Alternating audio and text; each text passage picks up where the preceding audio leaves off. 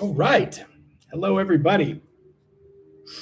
Um, this is my first live, so I don't know what to do. I think that you're supposed to wait till people come to really start talking about things. But I know that this is going to also be recorded and then sent over. So I'm going to talk about things anyways that I want to. I don't know if you guys saw my short that I put up today. It was about uh, it's about um, the Seca and also Ciclovia. There won't be Ciclovia. Hey, how you doing, man? There won't be Ciclovia this weekend. There's no, and La Seca is going.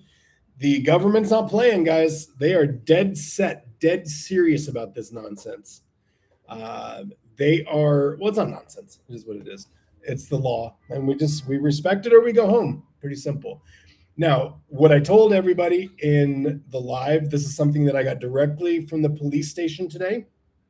And I went over to the police station this afternoon and talked to them about La Seca because in the past, there's plenty of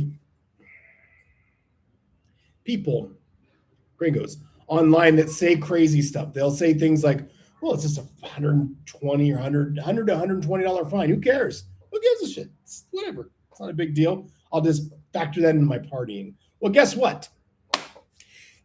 It's also a crime. And if you commit a crime while you're in Colombia, they can terminate your tourist visa immediately.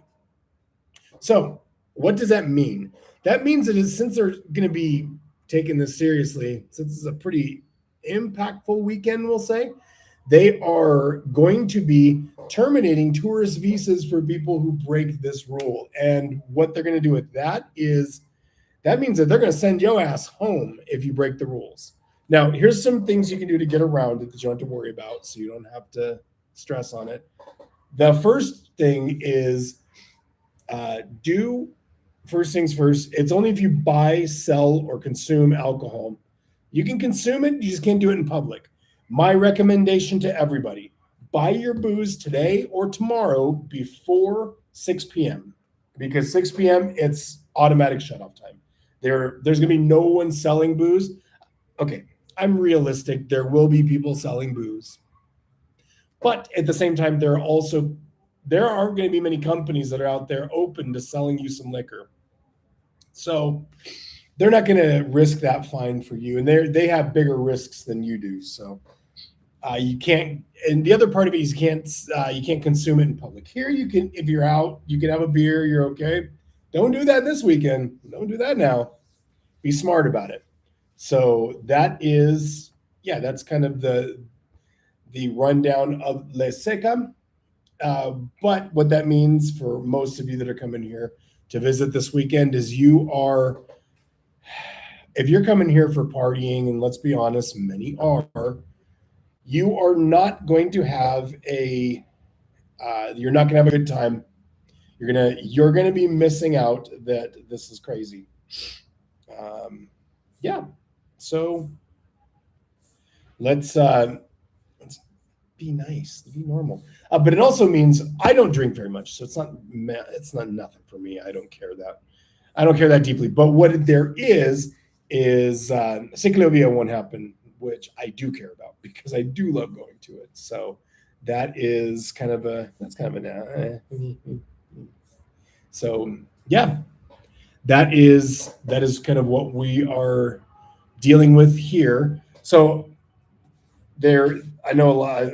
I kind of got some questions beforehand, and people were wanting me to talk about politics here. I hate politics. I hate them, and I won't talk about them at home, or I won't talk about them here either. Mostly because I can't change them. And the fact of the matter is you can't change them in the US. You can run your mouth, you can go out, you can do everything, you can do all your activism that you want, but you're not making any real changes. One person doesn't make a vote difference. It is what it is.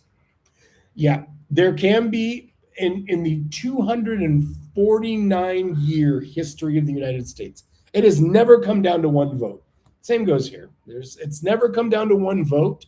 So I think that the day that happens, and my vote would have been the it could have swayed.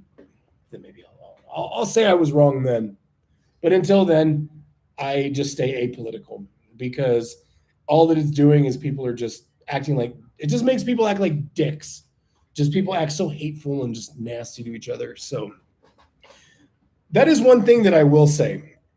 I don't see it as much here. I don't see that like massive division. And I think that's because it's a big thing here that they don't have just one or two political parties. There are a lot, and they have like realistic laws when it comes to campaign finance and the way that you can use campaign financing. It's not like the US where it's just whoever's most popular and whoever makes the most audacious promises to the right corporate people will win. That's the realistic manner of what's going on in the U.S.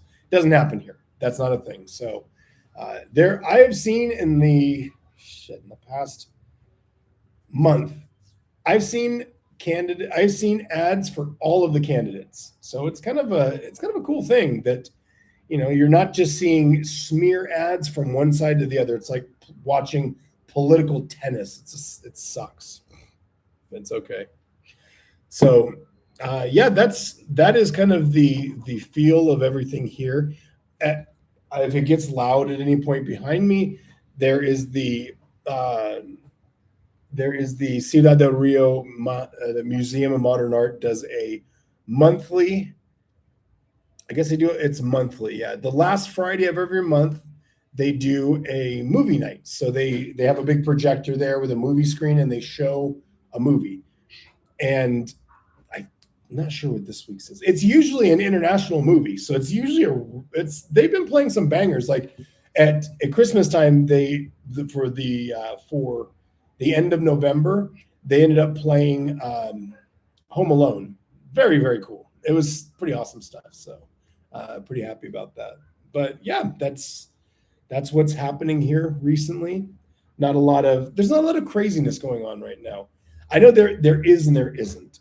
Uh, the is part is that there's a lot of gaining traction for heat uh, against content creators here, and I think we know where that's coming from. If we're being honest, it's coming from, well, yeah, we don't have to name it, but it's also there's a lot of xenophobia that goes along with it because there's not a lot of like crazy people, not a lot of crazy stuff going on the other side. It's mostly coming from our side, from the people, the visitors. It's not even the visitors. It's unfortunately it's a lot of the people like me, the immigrants who move here that aren't that are making life miserable. And I think something that I was just told, because one of my viewers and a friend of mine is just going through his digital nomad visa got denied, and I just found out that they are. I kind of started talking about this before you even said it, Alex. I'll hit that in just a second. They are actually dropping right now. The digital nomad visas are not getting approved. They're just not getting approved, and I said it was I said it was 67, 60, two thirds, 66.6%, 67%. Actually, the person well, one of the people that I work with a lot and I help with, that I send a lot of YouTube that talk to me, she told me that they are more like 75 to 80% are getting denied right now. And there's two reasons for it. There's two very distinct reasons for it. One is it's a little bit of a pushback. Yeah, it's a pushback against that visa. They kind of, for right or wrong, there's a lot of people. It's thank you, Diego. It sounds like it. I hear a lot of weird spacey things. But the digital nomad visa that's going on is I'll address that in a second. The digital nomad visa is it's a bit of a punitive thing because it's a bit of a pushback because a lot of Colombians feel like it's kind of a um, it's kind of a like a it's a time where people they kind of feel like this is when things went bad. This is the moment that when they started the digital nomad visa, all went to hell. So that's not real. That's not really what's going on with it. That's not why there was this uptick in everything. It's an international thing, and yeah, it's kind of a weird timing thing. But yeah, that's that. And there's also, I hate to say this, I don't think many people will. It's also a bit of a money grab. They also learned from the U.S. who let's call this what it is. If you are a Colombian and you go to the U.S. embassy, you have about an 80% chance of getting denied. Pretty much the same numbers, but the difference is they encourage people to keep coming in. Why do they do that? Because every time that you apply for your visa as a Colombian to the US, you're spending $300. And for a Colombian, that's a lot of money. That's a lot. But that goes right into the pocket of the US. Now, Colombia is just doing the same thing. They are as well, right? And yeah, so that's kind of what's happening with that. It is, yeah, it's an interesting turn of events because the digital nomad visa, I have a feeling that they might do away with it. And just being completely honest with you, that might not be a bad thing. There are some tax benefits to the government to doing it, but not really. I think what they should be doing, and this is, if I was in control of the country, this is what I would do personally. I would make everybody that has a long-term visa for a year or more, that has a year or more visa, I would make them register with Dion as part of their visa. They don't do that now. It's not required for everybody. Now, what happens when you do that is that you really do make it, you kind of give more, you have a little bit more ways to collect money from it. So, I mean, it's not that bad. And by the way, I said it in a previous video, but doing the tax thing here is not that hard, especially if you're in the U.S. There's a couple of attorneys, but tax people you can work with that know both the U.S. tax system and the Colombian tax system, and they're fantastic. And I always tell people, just you can't. There are the fact that people think that you're going to be double paying for taxes is insane. Insane. Your tax, I'm telling you right now, the amount of taxes that you're going to pay is not going to go up some substantial amount, but you can mitigate your taxes both in the US and Colombia a lot here. So if you live here, go fight with Dion. Don't be crazy. And I'll tell you this much. If you leave here, I've heard of some people leaving and they get a big fat tax bill because they didn't ever register with Dion. They lived here 5 years and they didn't pay anything in taxes. They didn't attempt to work with the system. So don't do that. Don't be crazy. And by the way, the U.S. government, the IRS, and the Colombian government, Dion, they work together hand in hand now. So if you think, it's going to get on plane, what do I care? You should, because that can bite you right in the ass. So, yeah. You can see the questions here. On live during a Giants game, yes. They're playing the Rockies and they're down 1-0. I have it going right in the TV. And Lyman, you've seen my setup. I'm sitting at my desk, so you know this. You know that I'm watching it. You can do it. Just prop your phone up and do it that way. Project. You're killing me, Smalls. Sorry. Project. Oh, okay. It's okay. That makes sense. It sounded like there were like space, like laser type sound effects. So that makes total sense.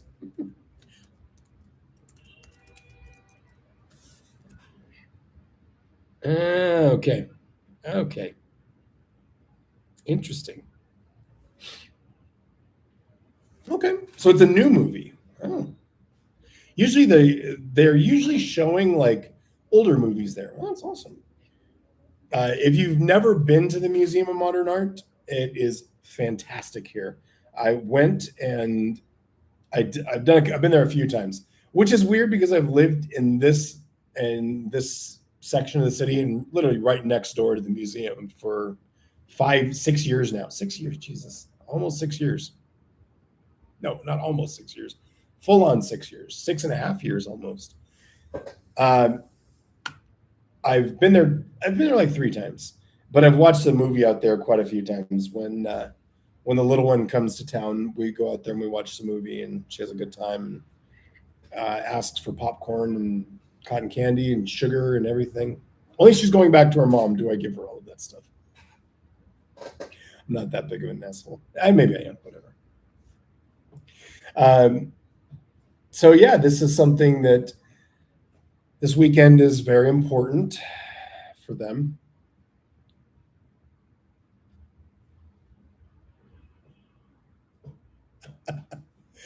So good news for you on this one, Mark, because I know you're coming into town. Um, yeah. So basically, I just checked. I wanted to read my messages there. You are coming to town on Monday, and the ban on liquor goes till Monday at noon. So if you want to go get a beer and pizza over at the I Love Pizza, we're going. It'll be fine.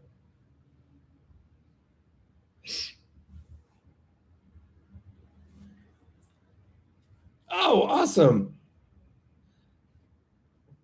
Ooh,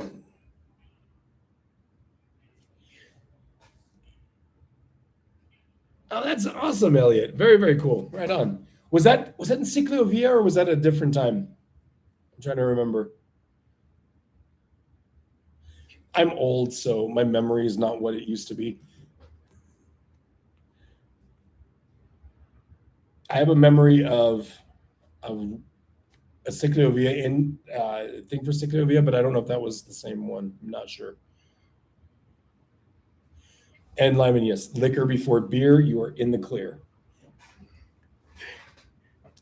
And always, guys, when you drink booze, and I had a little bit of, just on a mean note, I had a horrific, like worst, one of the worst days of my career happened on Wednesday. Yeah, Wednesday night. Uh, Wednesday night at actually it was right. It was about an hour after I did the Patreon live. I I was settling in for bed, going, it was great. Um, yeah, everything was going fine. I was getting ready to go to sleep, and for whatever reason, I get a call on the bat phone. My bat phone is my US phone. I never get calls on this thing.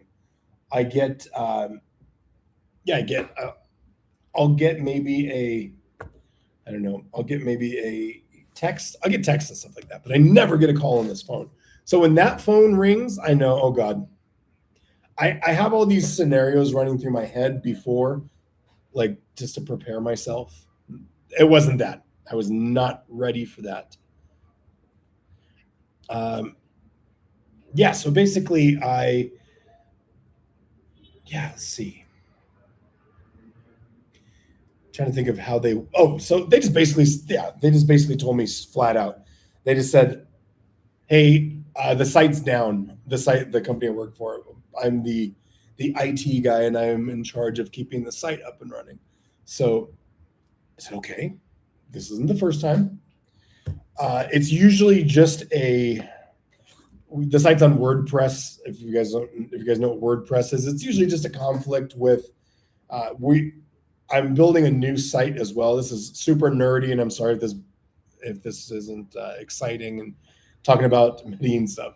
But I do I basically do, I'm redoing the site and I'm freshening it and I'm making it streamlined and everything, but I'm still in the background trying to keep the old site up and running uh, because it was the last time it was updated is 2015. So 11 years on a website. You can imagine the the just plate of spaghetti they hand to me like, can you fix this? So yes, but usually it's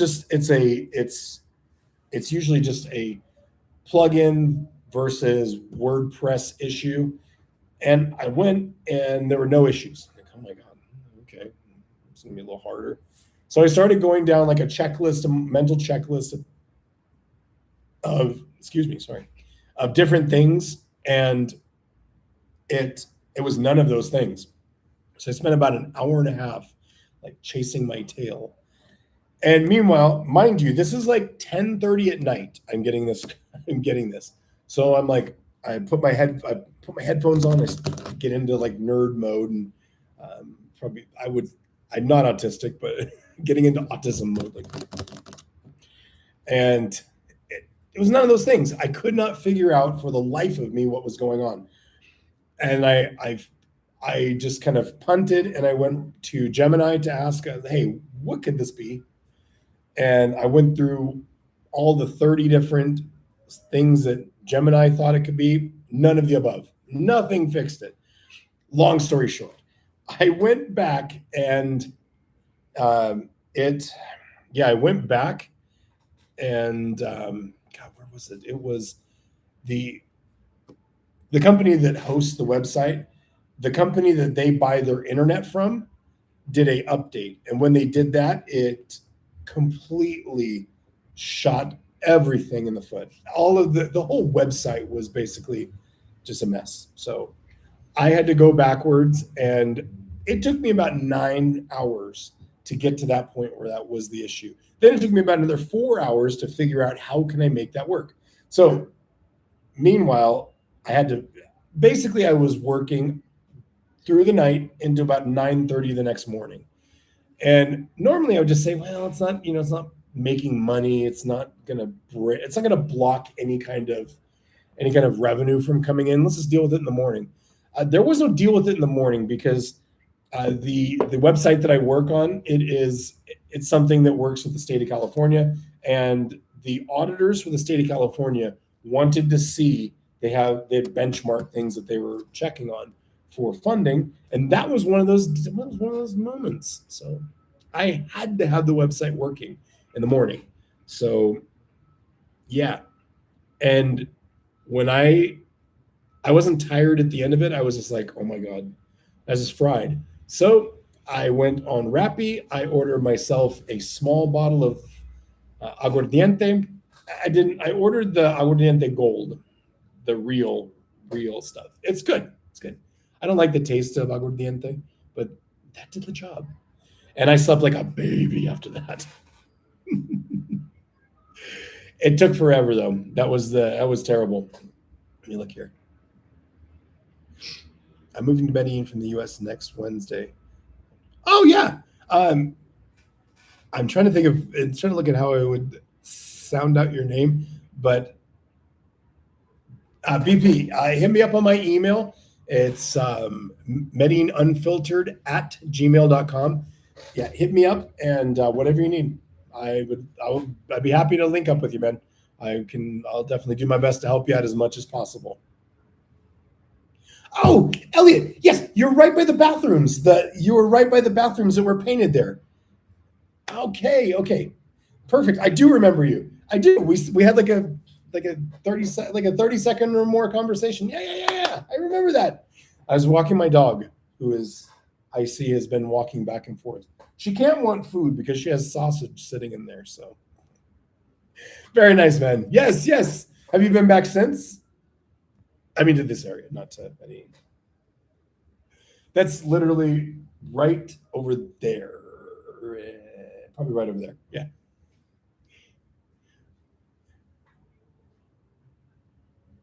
Thank you. Any Patriots? Thank you. I do have something funny for you since you're a Patriots guy. Um, Today I was looking at my assignments. And for those of you that don't know, I write for the Philly newspaper as well. And I was looking at my assignments, and it is I have to have an article ready for June 1st because it is a that's kind of the hard line deadline. But they're for the AJ Brown trade, and everywhere I've looked, everything is pointing right to the Patriots for an AJ Brown trade. So um, I've been doing a lot of research about the Patriots and Vrabel, and the fact that Mike Vrabel, he wasn't AJ Brown's favorite coach. In fact, AJ Brown said he used to write "I hate Vrabel" on his notebook. So it's funny stuff. I'm super happy about it. And actually, one of my really good friends, he is from the same city as him, and they are cousins. So I'm gonna make sure I have to do a good article about him. Oh, cool. Very nice, Elliot. Very cool. Very, very cool.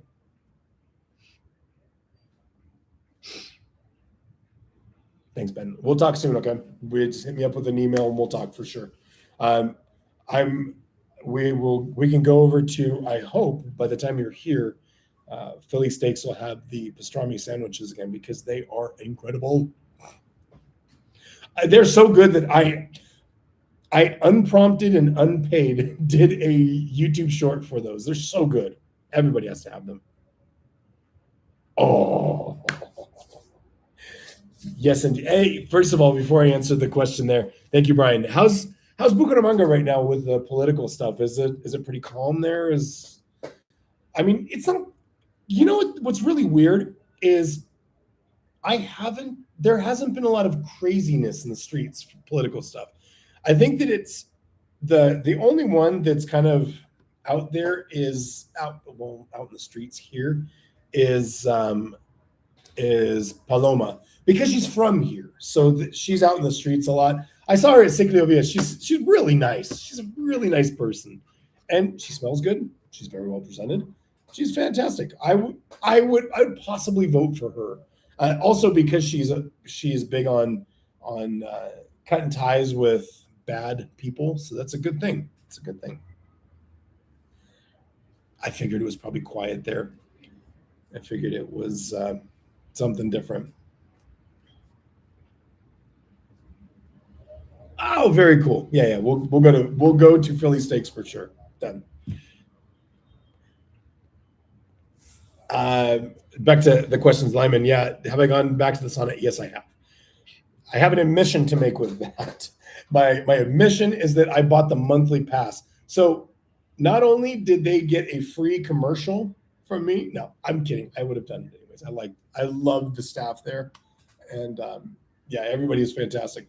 But I did buy a monthly pass, so they got me to buy a monthly pass, and then I know of like five people that went there because they were raving about it afterwards. So I'm very very happy about that. But yeah, they got me, and since you came here, you know how close things are. It's basically 4 blocks from my house. So for me to walk there, it's like it makes no sense not to go.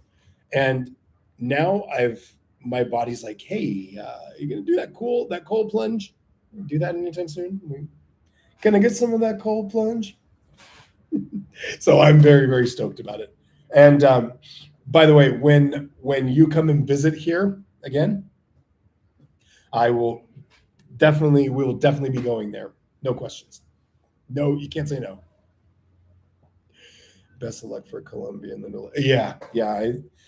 Honestly, I don't know what to make of it. I know that the one that I think every candidate that I've seen has something good that they want to do.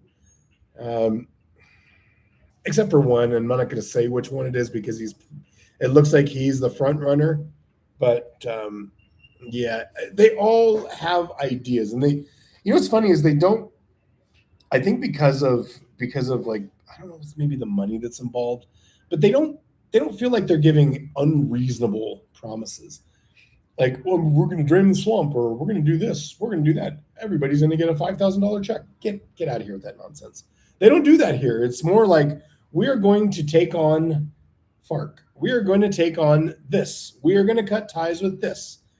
And I mean, it's reasonable stuff.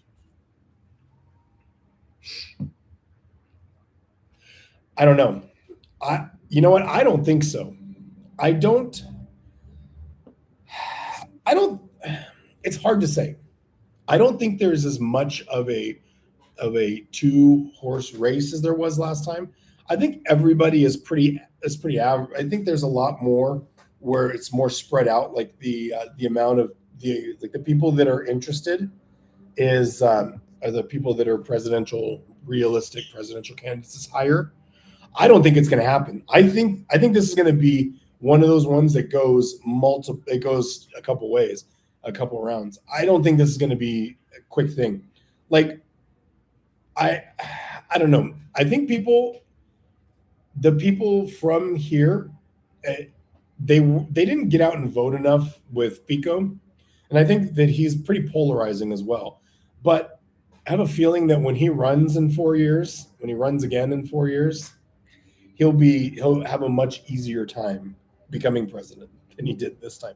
I think he saw what happened last time, and he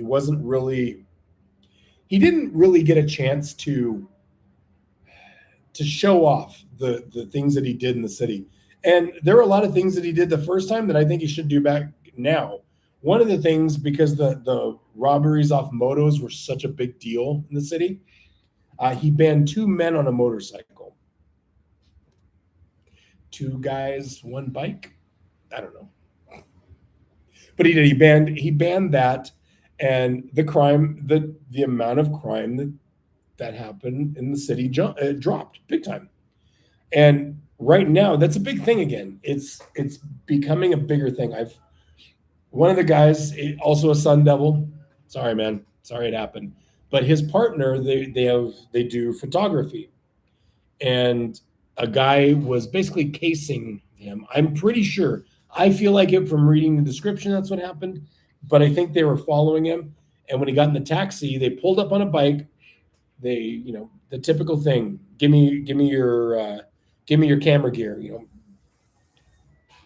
And yeah, the guy said he negotiated with him and said, no, no, no, take my phone. The camera gear is stupid. You're not gonna be able to sell it for that much money, and it means a lot more to me than it does to you. Take my phone. And he did. So this is happening frequently now, and it's something that it's catching a lot of people off guard. So a lot of people, the big thing, and this is what happens here, and you have to be on guard with this here, is if you're sitting and let's say you're in your Uber and you're like, and now the Uber drivers are like 50-50. If they're either chatterboxes or they don't talk at all.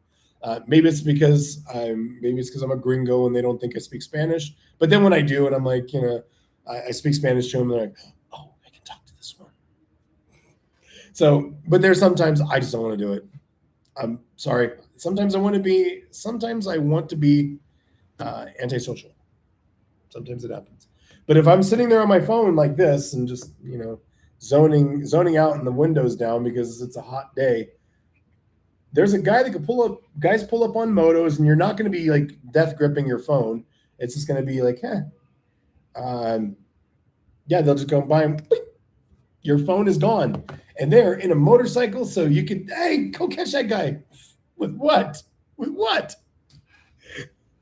Yeah, good luck. Daryl. So it is tomorrow starting at 6 p.m. and it goes until Monday at 12 noon. So yeah, you won't be able to buy liquor in that time. And Mike, man, are you going back? Are you going back to Phoenix now? Are you coming back to your adopted hometown before you go?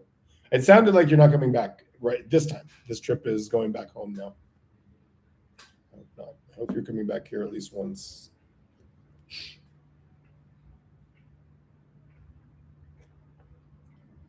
Yeah, by the way, this is 100% whiskey.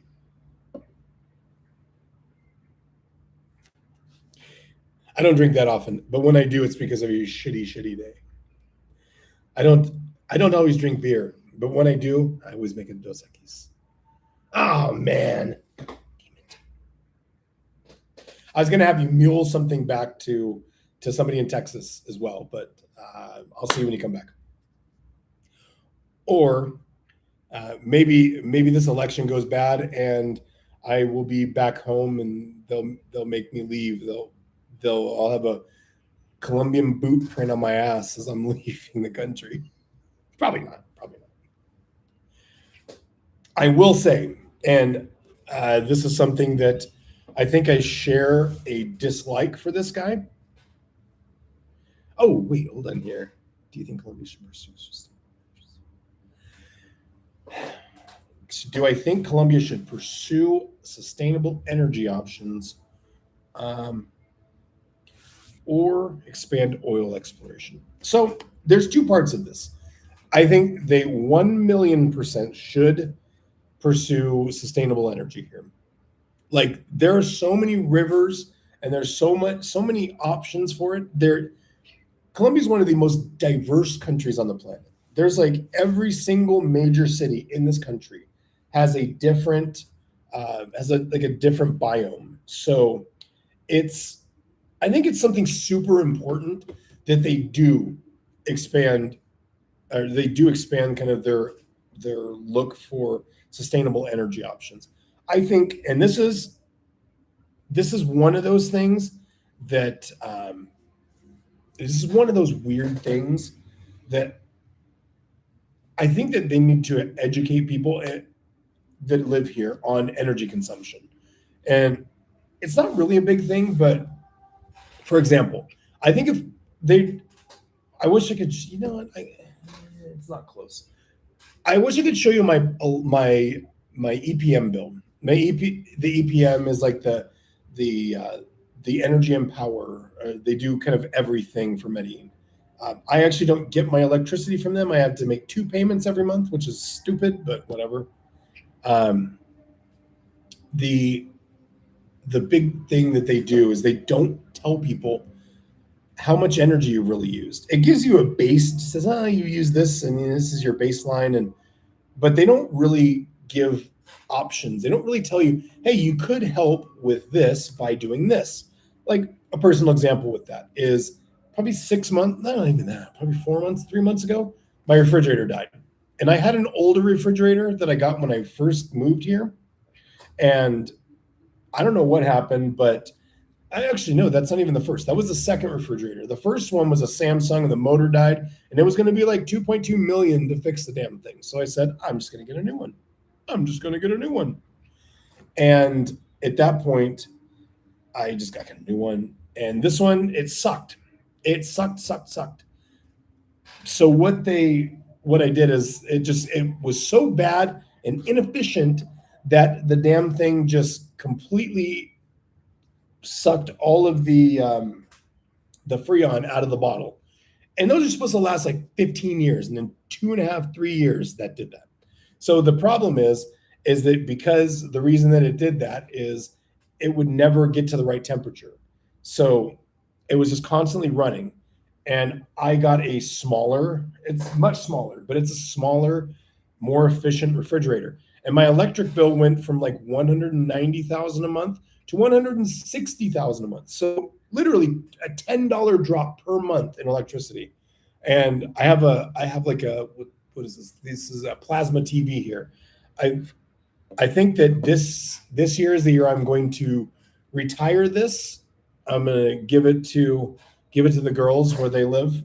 I'm not going to say where they live, but where the little one lives. I'll let her take this thing home, and they can use it there. They have space for it. So I think that they could do a better job with educating people on how to conserve energy better. And that would probably help a lot. But I think sustainable energy 1,000,000% should be a thing here. For those coming to Medellin, do not light immigration. I'm going to tell you this much right now.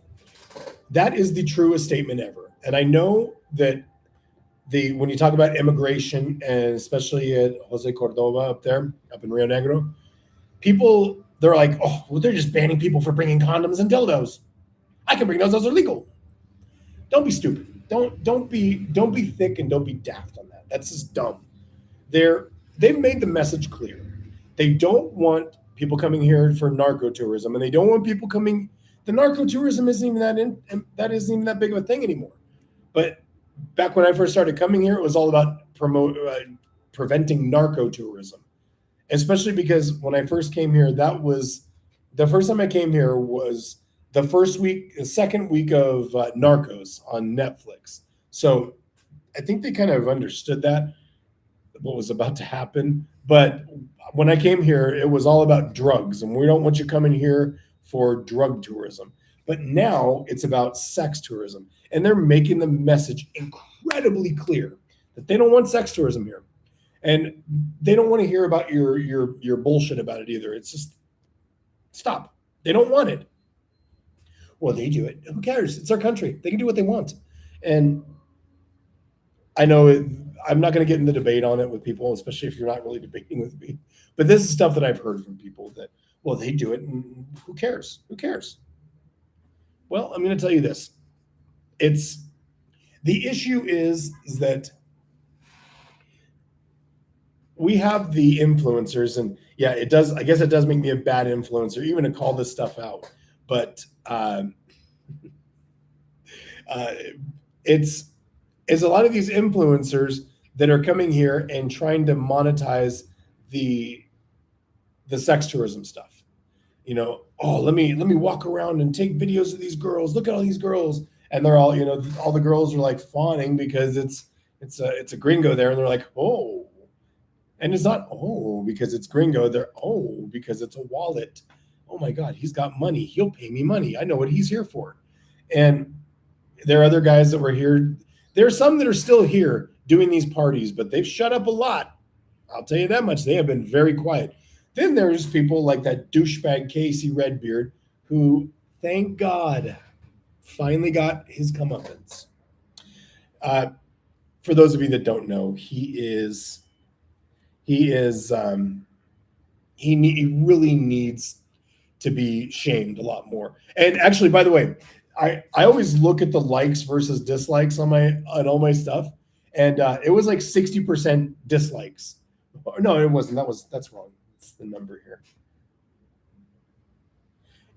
80% dislikes, likes. So it's my lowest before that was like 90% likes. This one was 80% likes because all of his little drones are out there hating on it.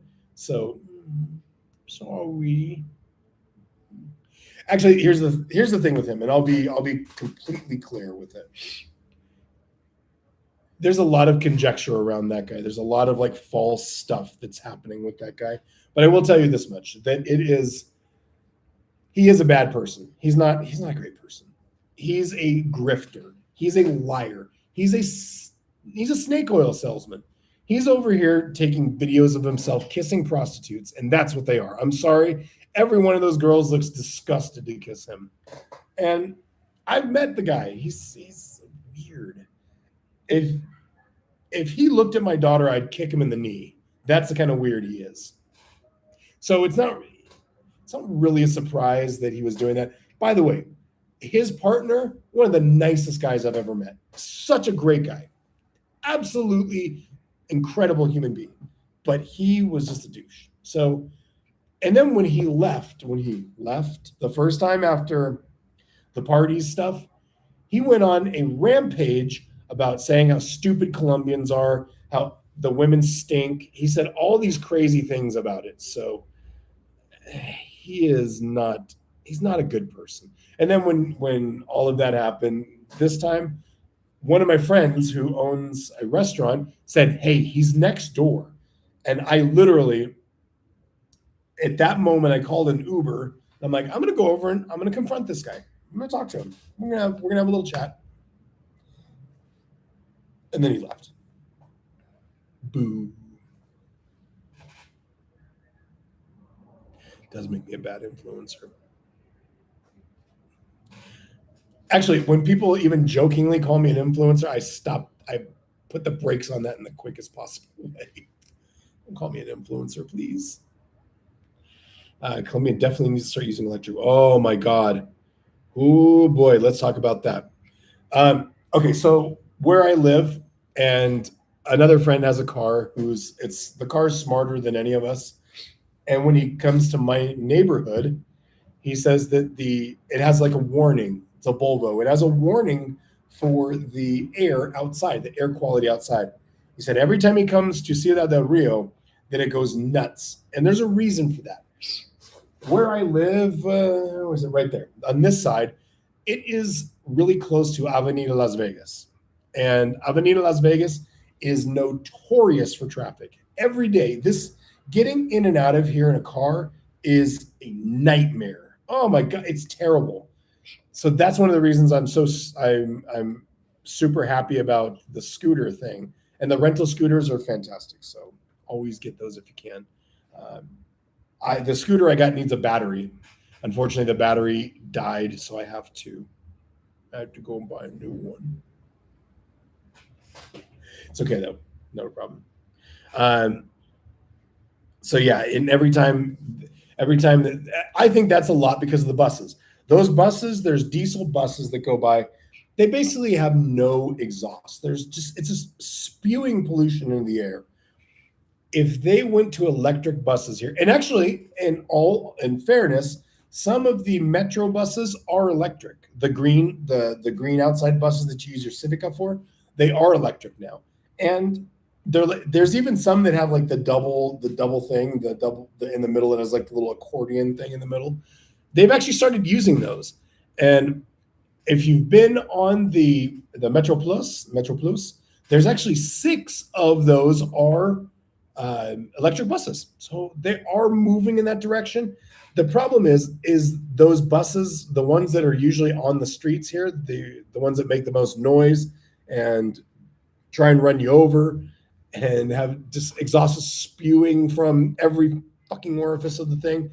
Those are private buses. So they have to do something about that portion of it because those aren't like city buses. The city buses here are fantastic. They're modern. They don't stink. They haven't, they don't look like they're from the 1980s of Colombia. They're pretty good. The buses, like those other buses, the ones that go down the street up and down, like the city name, like one's a Sabaneta, one's a Envigado. Those things look like a step above a Chiva. If you know what a Chiva is, it's those old Colombian buses all painted pretty. So yeah. Difficult for alternative. Yeah, difficult. It is very difficult here because of the mountains. The terrain makes it really hard to be able to pipe, or I guess to transfer the electricity. That's one. But two is it's also a pretty massive. It's really tough. Like they have a desert here that would be great. Like the desert would be great um, for big solar farms. But then how do you get that to Bogota, to Cali, to Medellin, to the coast? I mean, it's tough. It's really hard. The infrastructure here is terrible for that. I'm going to say the infrastructure in this country is not the best. And I think Gerald just said it right there. Uh, the I'm lucky to have an electric bus. So I'm happy to have a hot shower. Yeah, and the infrastructure is not the best here, but what they do incredibly well in this country is public transportation.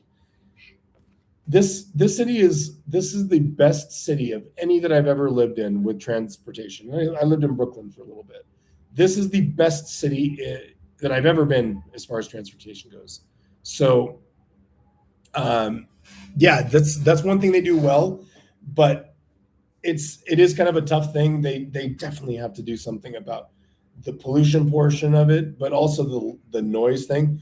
The worst is the motorcycles with the noise.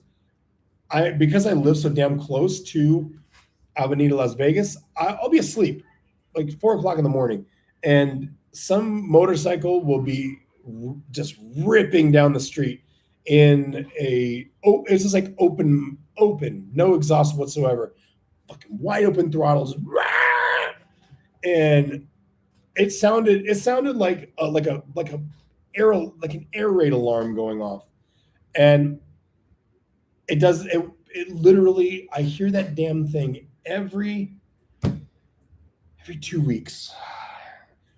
And the mean part of me wants to just get a slingshot, one of those really good slingshots, and like a ball bearing, and shoot it out there, but nah. Colombia's let's see, Colombia's public-private transportation seems amazing. It is actually. Avianca flies you across the country and it's $50 on what I've seen the bus transport. Oh yeah. So let's definitely discuss that really quick here. The I think that the transportation here is phenomenal. The transportation, I did just say that. Beat me to it. The transportation here is fantastic. There's no major um, there's no major issues with it. The biggest issue with the transportation is like buses are stuck in traffic. That's the only real major problem there is. The metro gets super crowded. Like you are gonna fight. You are fighting to get in there. It can get competitive. It's Those are one of the times it's good to be bigger than a Colombian because you can just kind of force your way in there. Not that I've ever done that. Not saying that I wouldn't either. I'm joking. I have had to, shoulder check and play a little hockey hip check thing. So, but it's not that bad. I think that the transportation, especially in Medellin, is like some of the best I've ever seen. And to think, well, you're in a third world country, you don't feel like that when you're on the metro. The metro doesn't stink like piss like in New York. It's not, maybe like on where I'm from in BART, there are always like homeless dudes pissing in the BART trains, or there's like half the seats are like blocked off, can't sit there. It's not like that. They take pride in the metro system here. The stations are clean. There's always police there, and it's just a great system. So I'm very happy with that. And the only one thing that I would say is kind of an issue is and it's not even that bad. The buses inner city is pretty awesome. It's just that they take so long. So an example is I try and compare it like if being from the Bay Area, if I were to drive to LA, I used to drive to Orange County once a week, every 2 or 3 weeks. And I got so used to that drive. It's 6 hours. You go there, you get on I-5, you put on music, drink a Red Bull, and you just go. But here, Cali to Medellin is about the same distance, give or take. It's not a huge amount of difference between them. But driving from Cali to Medellin is 12 hours. And that's because of the roads. There's a lot of roads that are like sort of straight, and then you get into mountain zigzag roads. And I don't mind them. I think it's fun, but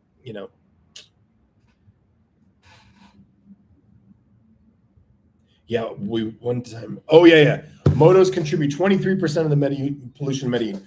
I 100% believe that. I 1,000,000% believe that. I think it's just the difference is you can actually see like the rolling coal coming out of the back of the buses. So it just looks worse. But yeah, the motos, they're noise pollution as well. Oh my God.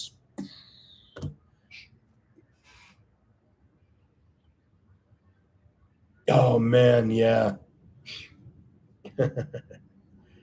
uh, I love the Metro Medellin. We're growing up in NYC. The subway is disgusting. It's terrible.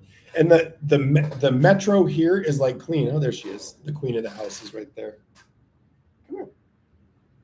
Come here. Come here. Come here. She can come and say hi to everyone. This is the queen of the house. 16-year-old love. Her nose. Her nose is super dry, and it's always been that way, but this is my baby.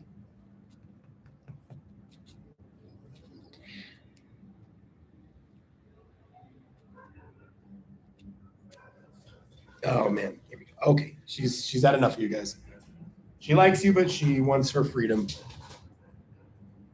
There she goes. Oh, she needs water. I'll get you water in a minute. Um, yeah, let's see.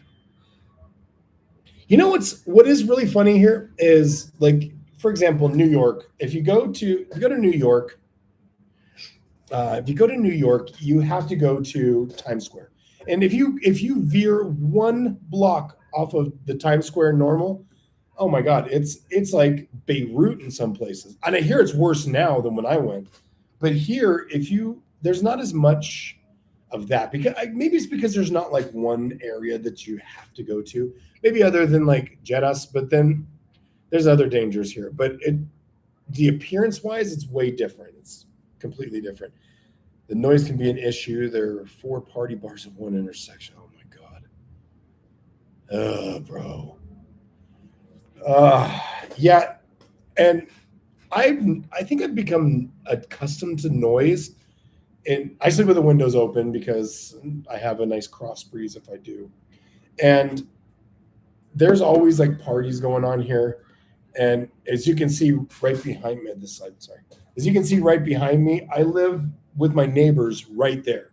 So when one of them has a party, we're all having a party. So it's yeah, it's kind of it's a fun thing I have to deal with. But at the end of the day, it's not that bad. And most of the time, people are pretty helpful. The one story which I don't like to talk about too much is there was a situation here over in the other area. La Riviera is the name of the place. The reason, so let's rewind to 2021. Um, yeah, 2021. Yeah. So we yeah, so basically with this we had this new building. It wasn't even finished. There was just one tower there. So they had the one the one tower is huge though. It's like giant. It's like 26 floors. There's a guy that was renting out the top floor on Airbnb, and he had a bunch in his listing. I never saw the place, but in his listing there was all it's a bunch of Pablo Escobar everything, and he had a gold toilet that he had installed, all this gold stuff to make it look like maybe Pablo Escobar was here.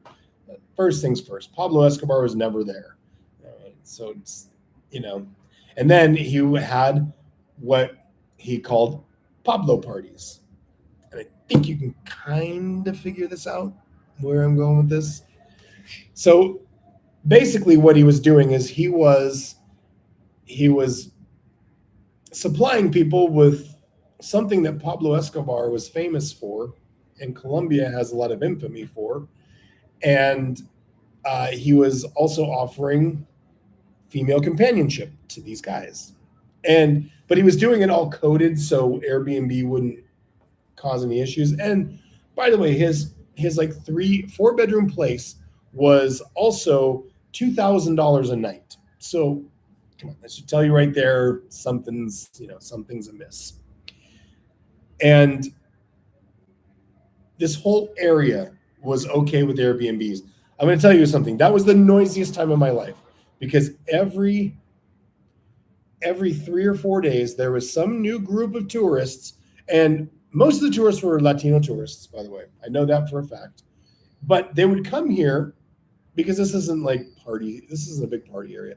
They would come here and they would stay up till 3, 4, 5 in the morning, drinking, yelling out on the balcony. There were even times where there was like live corn shows going on out there on the balconies. It was not, and I live in a family building, and it was like, oh my God, what the hell? We're already pretty well on edge. And one of the days, this guy over here, Mr. Pablo Party, he had people there for, I guess, 6 days. And first of all, the girls never left, apparently. None of them left. And they were up for 6 days partying, drinking, and smelling mirrors, just to, keep it PG for YouTube here. But they were up doing that, And one of the girls was so out of her head that she ordered a Rappi, and there in that building, they don't let the Rappies come up. Here they let them. They don't care.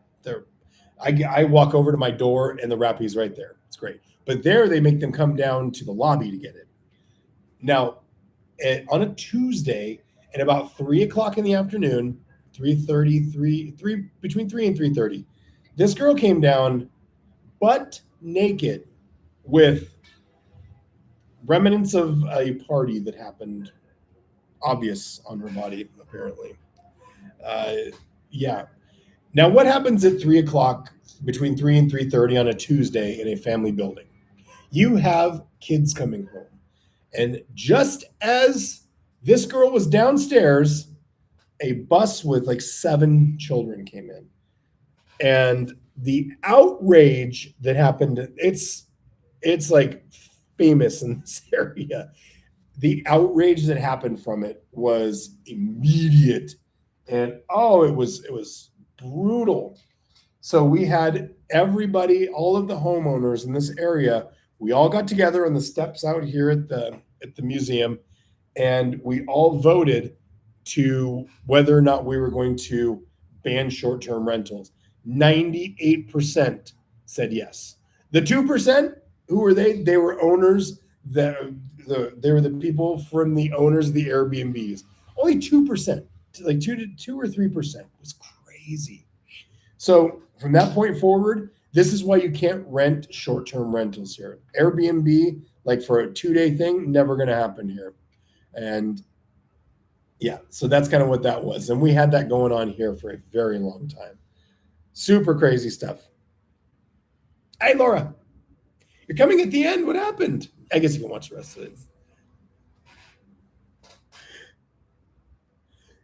Yeah, this city's going through changes. I think that there's going to be a lot more going.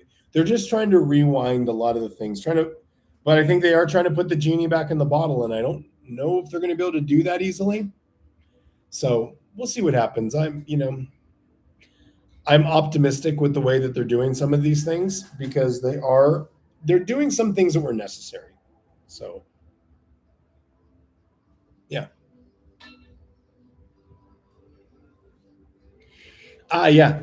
I know what you're meaning. The gondola was nice. I took uh, Lyman's he's my best friend, and he came to visit here last year. Oh my God, that was a long time ago, back in January. So I took him on the metro cable, and we did the whole like metro cable ride. It was fantastic. By the way, if you do come here, you 100%, 1,000,000%, you have to go on the metro cable. I don't care if you don't need to do it, but if you want to talk about like inexpensive, super cool things, there's one, two, I think there's three. There's 3 metro cable lines. What I recommend to everybody, take like a day, like even not a day, like 3-4 hours. Get on the metro, and when it's non-peak times, don't go in peak time because that's gonna suck. But go in like the middle of the day. Go like 11 o'clock to like 3 o'clock. After that, it's gonna get a little hairy. But go on all 3 of the metro lines as far as they go, both ways. I'm telling you this, you have no idea if you've never done it. It's probably one of the best. You're going to get the best views of the city. You're going to see the whole valley. It's like being in a mirador. It's fantastic. Metro cable is so good. And by the way, the other metro cable ride you can take to Parque RV, and it's not like RV, like recreational vehicle. It's ARVI, Parque RV. It's fantastic too. And that ride, I've never been in a quieter place in my life than that ride. It's so nice because the cables, you're just kind of gently swaying. It's not bad, but it's like you're just swaying a little bit, and it's quiet. And man, it's so easy to fall asleep on that ride. But when you get there and you're over this like canopy of trees, oh my God, so nice, so nice. And there goes a hint of the real enemy of Medellin, the great. I don't do the gentrification argument because I think that there's a lot of people a lot of people that can hold the blame on that. But that right there is exactly what I think that's exactly what the issue is. And By the way, that owner of that, he was a guy who doesn't even live in Medellin. He lives on the coast. The owner, he lost his property. So, uh, yeah. You know what's funny is I don't even think I'd want to live in that apartment after that went down. I'm like, good, thanks. Yeah. And yeah, actually, the Metro cable it's an incredibly fun time. It's a fantastic ride, and there's only been one. I've only seen one accident in the whole time that I've been here, and it was because the cable. It was I can't remember what it was. I think it was the bolts. The bolts snapped or something, but it's never. There hasn't been like a major accident. There's been one bad accident that I've heard of, but there hasn't been like any kind of like massive like plane crashes or anything like that with it. So it's an incredibly safe system. It is it I honestly think any city that has a terrain like here, and yeah, that's the terrain that's like here with mountains and stuff, I think they should 100% have that. I also think that they should have a metro cable from here to the airport. That would help so damn much with traffic, the tunnel, with all of that stuff. Oh my god, it would be fantastic. Yeah, that's what I'm talking about right there. With the car fell, it was during the morning commute, and I think somebody did die in it, so it was a bad accident, but it wasn't like super bad. So I the Airbnb dedicated building, you know, in our area, it's not going to happen. We're already pretty landlocked now. Um, it's pretty landlocked there. I think that if you're in like a tourist area, it would be fantastic. And yeah, yeah, energy living is 1,000,000%. It is. I think that there's nobody that really lives there. I think it's all Airbnbs. That's not true. There are people that live there. I do know a guy that I know from the webcam days. He actually lives in that building. He's a Colombian guy, and he actually lives in the building. But his apartment's beautiful. His apartment's phenomenal. Go there, and I'm like, oh my god, I want this. I want this view, but I don't want all the stuff that goes along with it. So, but yeah, I think that they need more Airbnb dedicated buildings. And I'm going to do it. It's funny that you mentioned Airbnb, or I guess I mentioned it, but Airbnb is not. I don't think that Airbnb. I think Airbnb's lost its luster, and I think greed is the reason for it. And it's not just here. It's greed. It's happening in like every metro that Airbnb is in. It's everybody that I've talked to says the same thing. Before I used to do Airbnbs like exclusively. Like when I went to I did a trip of the coastal cities with my little one, and she had never seen she never been to the coast. This is before they moved to the coast. So we went to like Cartagena, and then we went to Santa Marta, and we stayed in Airbnbs, and those Airbnbs were phenomenal, and they weren't super expensive. Now, I think that the problem is that it's the greed of the owners now. So, and Airbnb is not helping this. They're not checking the owners on like these fees that they're charging. So, for an example, you'll look at a room, and we looked at an apartment in Cartagena, and the apartment in Cartagena wasn't that expensive. It was perfect. It was like $46 a night. Great. And there's just two of us. It's it is what it is. And by the way, if you think that the anti-gringo sentiment here is bad, in Cartagena it's very much different. I'll just say I'm not going to say the whole thing, but when I would go anywhere with her, a four and a half year old at that time, I had to do a lot of proving that I was supposed to have this child with me. I know it's for the best. I know it's a good thing, but blood samples are probably not going to be necessary for me to stay in your hotel. Man, come on. I'm being facetious a bit, but still. But the hotels were really expensive there. Like we were going to stay in a place that had a pool and all that, And it was like, I think we were going to stay at the Marriott because I have Bonvoy points and all that, and I thought that would help. Doesn't do anything. For us to even get a room with one queen size bed was like $142 a night. So like, Jesus, that seems excessive. And it was middle of the week. So got the Airbnb, fantastic. And when we went, it was it was okay. It was a good experience. The apartment was nice. And I got a few design ideas from him. And this little guy right here was in one of those. I'm like, I would like that. That would fit in my apartment. So I found that and I bought it.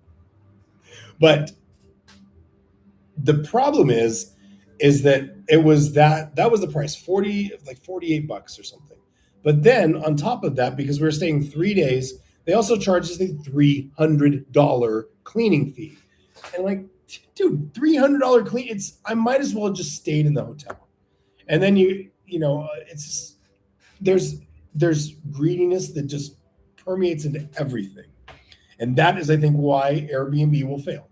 That and just not, and it's not just the guests, it's not just the owners. A lot of the people that come, I've seen some of the horror story videos, and I know why they charge cleaning fees. It's terrible. But then you can't tell me, or you can't ask me. Yeah, no, they're telling me, because you can't say you have to do this. You have to strip the beds before you leave. You have to start a load of laundry with all the sheets in them. This is real stuff that they asked us to do. I'm like, bitch, I come into your place to do housework. I do that at home. I'm here on vacation. I'm not gonna play your maid too. I'm not gonna LARP as your maid as well, bro. Get the hell out of here. Come on. And maybe that's why Panama's doing Airbnb only buildings. More like there's a place over here called the York Hotel where it was basically people bought condos in there, and you can rent them out, and it's just like a hotel. But you don't have to have your own maids that come in. They do everything, but you're just basically buying a hotel room, and you're able to make profit off of it. So maybe that's what they should do, and just keep it more hotel-like. But Airbnb is failing because of the greed and the fees and all of that stuff. And yeah, I don't think it's a good option anymore. And the last 2 times I've gone out of town, I've just rented a hotel room. I just got a hotel room. It's just, I'm not trying to come to your house to do housework, bro. It's just not happening. Hey, thanks, Alex. I'm trying.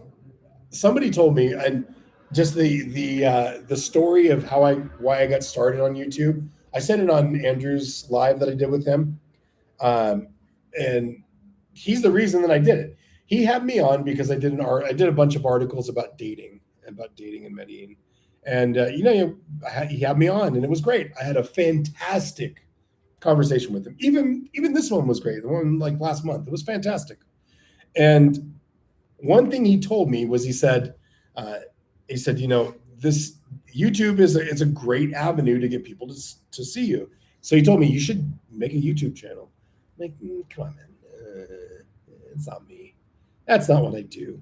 And then I did what I wasn't supposed to do. And I read the comments, and people were incredibly positive. And there's so many people that said, hey, this guy should start a YouTube channel. Like, should you tell them to do this? But then I was like, you know what? Maybe that's a good thing. Maybe it's something I should do. And I can use that to promote the articles that I write. And now this is like a 50-50 thing. So yeah, I'm trying to help. I'm trying to be the change that I want to see. So that's kind of that's why I do this now. I'm like that. And the little bit of money I've made since being monetized, I can buy the dog good food and treats, which she likes. Barcelona's ending Airbnbs in a few years might be the future. The Colombian government definitely wants to clamp down on them. So it's definitely something that I can see happening. But for the most part, I don't think it's going to be banning them. I think they'll be really clamping down on them and making them think more and be more like hotels, which honestly is not a bad thing. It's honestly not a bad thing at all. Thank you, Mike. I love this shirt, and it's starting to wear thin. I'm like, oh, I don't want to replace it. I can't replace it. My favorite shirt. I've had to replace so many articles of clothing since I've been here, and it's hard. Also, oh, I missed the thing. Do I like Cartagena? Actually, no, I don't hate Cartagena. I don't like it, and the reasons that I don't like it is that it is, first of all, it's scam central. Everybody. You have to watch out for everybody there, and it's just they're trying to scam stupid tourists. They're trying to get people who are in vacation mode, like the guys on the beach who are selling they have the little boxes with cigars and chewing gum and everything. Like, hey, cigar, chicle, get a coca, get a coca. Then they lift up the little thing and there's like little gram bags of cocaine in there. I'm like, bro, no, I live here and I'm with a 4-year-old, a child. Get the fuck out of here. So that's the only part I don't like about Cartagena. I like it otherwise, though. The one thing I will say is that Boca Chica is one of the nicer places that I've been there. I know that's not, or Boca Grande, I'm sorry. Boca Chica, I don't remember. Boca Grande. The southern part, the part that looks like Miami. That's where we stayed, and it was really nice. So it's it's not that I don't like it. It's just it's so much going on. It's so dedicated to tourism, and it's just everything's about everything's just like sell, buy this, buy this, buy this, buy this, buy this. No, no, I don't want to do that. On the other hand, I went to Santa Marta, and it was a completely different vibe. There's some tourism stuff there, but it's not trying to drive you into scams. There's no ladies on the beach offering you massages that are gonna, oh no, no, it's free, it's free, it's free. And then, hey, I need money. Yeah. Get out of here with that nonsense. The it's Santa Marta. If you want if you're looking for partying and drinking and other stuff, go to Cartagena. If you're looking for ladies of the night, go to Cartagena. But if you're looking for a honest, legitimate beach experience, Santa Marta a million times over. Not to mention the National Park Tayrona is literally a 2-hour bus ride. And if you're somebody that likes nature, I'm telling you right now, that is one of the most beautiful places I've ever been in my life. It's freaking gorgeous. And if you have kids going with you too, it's one of those places that you 1,000,000% need to go to. Another one of those places is the old Hacienda Nápoles. Now that there's no plane and there's no psychopath tourism that's going on there, it's a beautiful place. It has an incredible water park. It's hot as hell out there, though. Whew, bring your sunblock. I don't give a shit what color your skin is. Bring your damn sunblock. It is not going to be good. It's not going to be good. It's going to be bad news.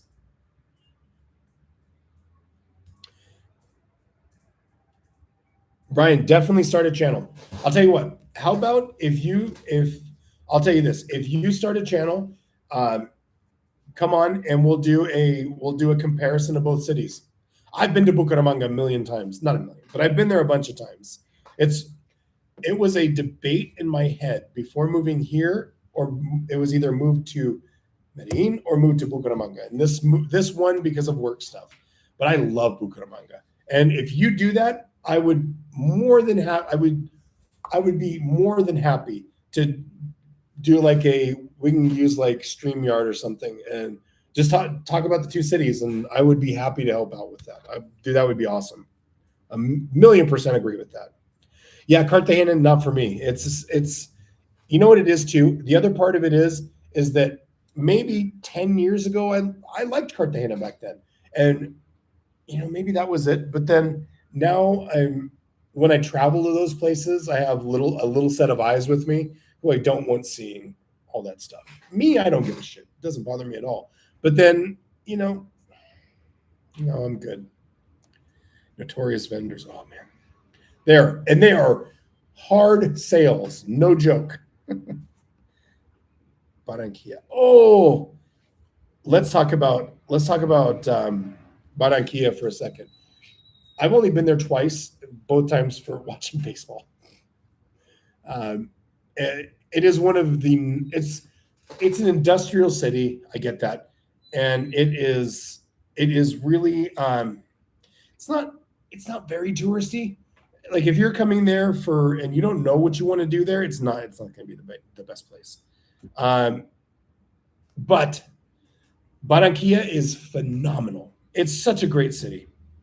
Um, that's I think that it's one of the better cities there. Plus, it has a really good lot of baseball there, and I like baseball. So, first time in Cartagena, stayed in an old home. Get some money. Airbnb. The host sat us down as soon as we checked and explained all the downfalls about Cartagena. Oh, yeah, it's the same thing. Here's the bad thing too.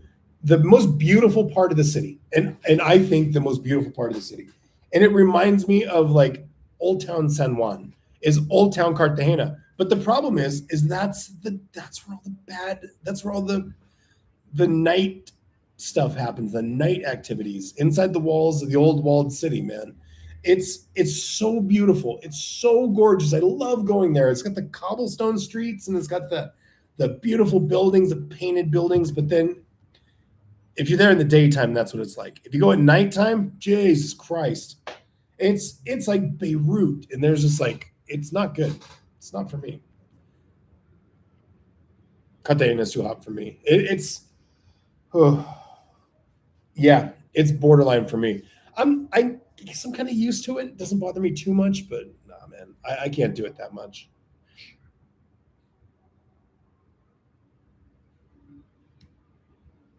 Hey, man, I'm telling you, let's do it, Brian. I'm 100% down for helping out. I think that the problem, and you know this because you live there, but I think a lot of the stuff that happens here, the activities that happen here, that shit ain't gonna fly in Bucaramanga. The city is not the city doesn't permit. The city's not like, oh, we'll just sweep this under the rug.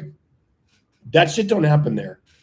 It is a it is such a like I don't want to say right wing city, but it's very conservative. And if you're there, um, you can't get away with the same like I'm gonna go and I'm gonna talk bad about the city online and all this stuff. You are gonna get your ass beat. It doesn't happen. And Santanderianos are very prideful. They are very prideful about their city. It doesn't matter if you're from there and you're like, I've been to Florida Blanca, that place is terrible. It's nothing but prostitutes, all the stuff that I've heard about this city. If you say that and you walk around Bucaramanga and somebody notices you, oh, that's all I'm going to say. Jardín is incredible. Jardín is it's an amazing place. Not going to disagree at all with that. What's the difference between Bucaramanga and Medellin? Bucaramanga is a smaller town. It's smaller. It's kind of there's a lot of similarities to it, but there's a lot of differences. The one is the traffic in Bucaramanga is probably worse than it is here. Um, it's very calm there, and you can party and all that stuff, and it does happen, but it's not it's not like here where everybody's looking to party. It's there's a lot of really nice places there, and it's just there's a lot of quiet spots. Like I stayed at there's a night one of my friends has a apartment there in Bucaramanga, and when I go, I stay at his place. He stays in the Infinity Building, which is like one of the nicer buildings there. It has a super cool infinity pool. I don't even know what the name, but it's super cool. It kind of overlooks like the view of the city. It's beautiful, but it's far enough away from everything that it's not that bad. It's still kind of a nightmare to get into, though. I got to be honest. But it is a working class city, like you just said, Laura. It is a very nice place, but you have to be respectful there. It's not like here where you can come and kind of be a douche, and some people just make that their whole identity. But they're not going to put up with it there. And the airport is like super far from town. It is worse getting from the airport from the Palomino airport to Bucaramanga than it is from going from Rio Negro to Medellin. It's insane. And if you go during like a crazy time of the week, if you land at 5 o'clock into Bucaramanga, you might as well start walking. Not really, but it's going to take you a long time. And also, they do not like Uber there. Uber is like, do not do it. They have the transit police there. I was in an Uber that got stopped, and they just basically took all of us out of the Uber, said, all right, go on your way. And yeah, it was kind of a weird thing. But they don't play there. They're getting kind of iffy about Airbnb as well. Oh, okay. So yeah, let's see. Nice for retirees. Oh, I see your two things there. Yeah, there we go. That's these last three comments here. 100% accurate. Bucaramanga is a great place for people to retire. And my cousin's wife actually came for surgery there because surgery is surprisingly cheaper. I wonder why that would be. It's almost like medical tourism would be a good idea here. But she went, and she was in I believe, I think she was in Bucaramanga, the northern. She might have even been in Floridablanca, I think. But regardless, she was there, and she doesn't speak Spanish. She still got around pretty well because she tried, and she used the translator, and it wasn't just type in something, and she would try saying it out. And by the way, this is something about Colombians. Even here, it's everywhere. If you're trying to learn Spanish, most of them are not going to shame you. They will hold your hand and they will tell you they will help you with it. It's fantastic. It's nothing like in the US where if you're stumbling on your words, get to the point. Come on. Less xenophobic when it comes to that. So, but yes, you can find anything and everything you want here without trying too hard.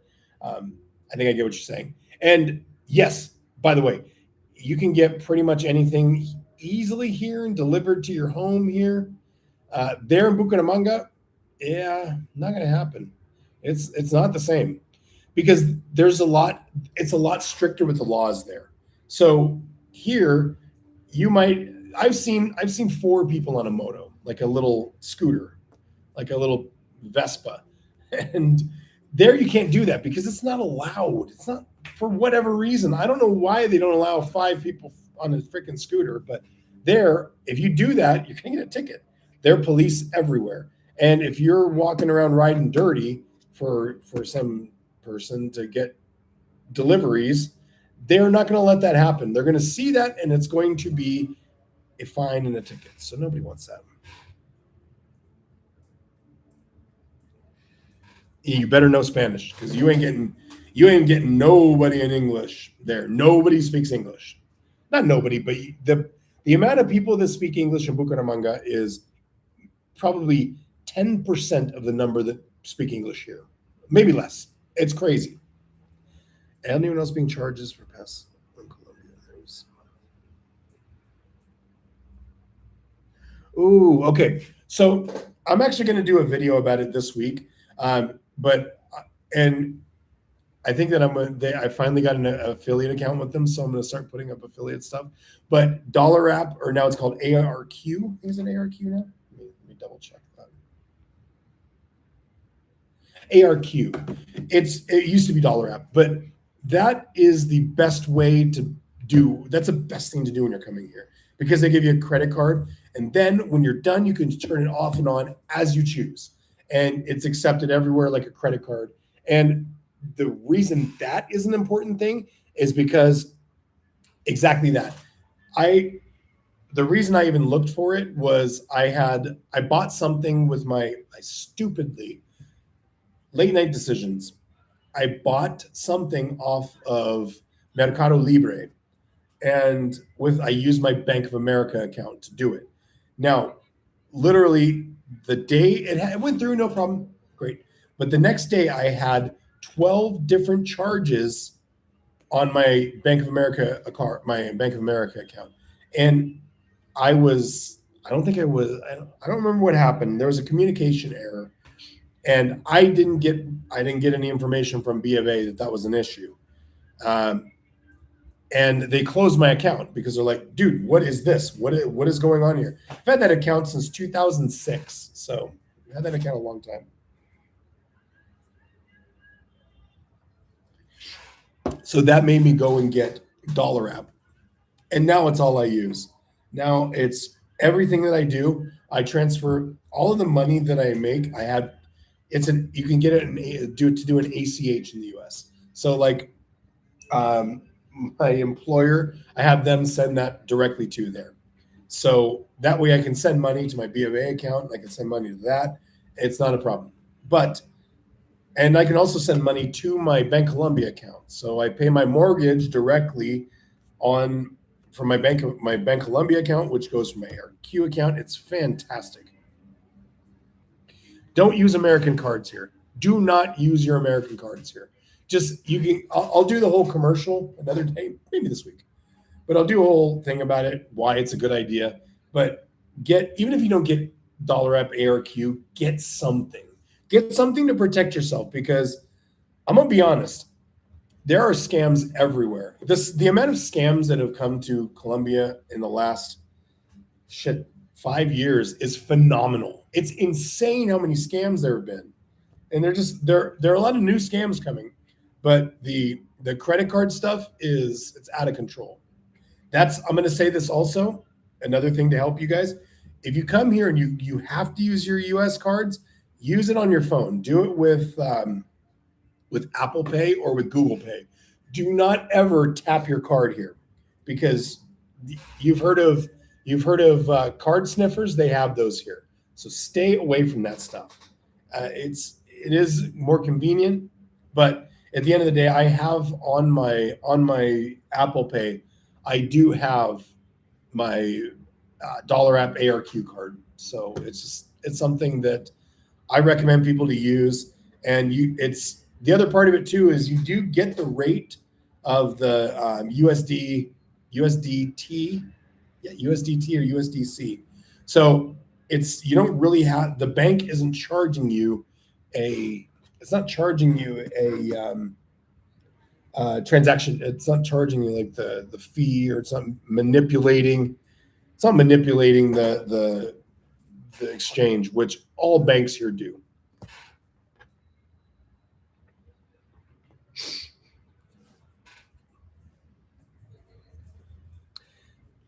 No, she's not. This is my normal thing all day. This old 16-year-old dog walks around all day, all day. She's insane. I love her to death.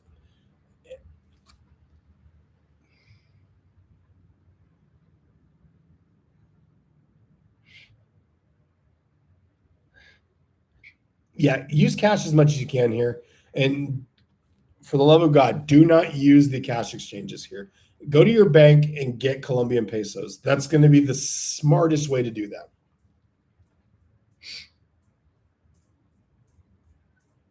Yeah, unfortunately, this happens a lot. My chick thinks I never left Colombia.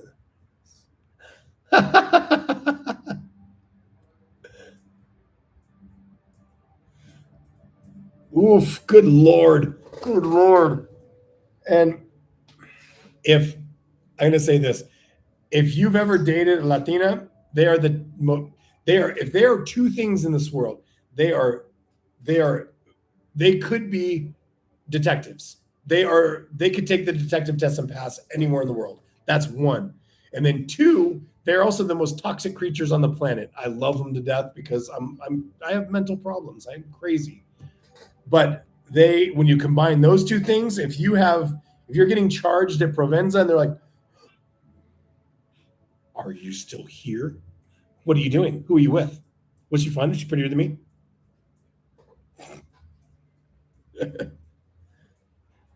Do you regret moving to Medellin? No. There are some days that I do. There's some days what's funny is I do get homesick occasionally. It happens, but yeah, I don't regret it. If I didn't live here, I already said Bucaramanga that I could say both. I don't care. You guys are all good. You guys aren't going to misuse this ever. I would either move to Bucaramanga or to I don't know. No, it would be either one of three places. It would either be Bucaramanga, it would be Manizales, or it would be Pereira. Those are the only other places that I would move to. And Pereira is like a small Medellin. And Manizales is it's great. I love it there. Um, it's a little different as far as like as far as the like the social aspect goes, but it's not bad. I love it there, and it rains a lot and it's cold, but I'm okay with that. I don't know if you guys can hear that. It's the movie ending.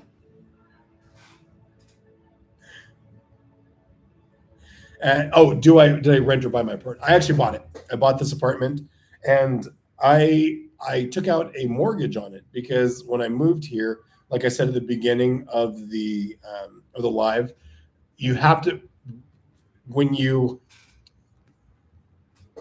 when you move here, if you don't establish yourself with Dion, then you are yeah. If you don't establish yourself with Dion and you plan on living here long term, what are you doing? Why are you doing that? You can start building credit here. It's crazy.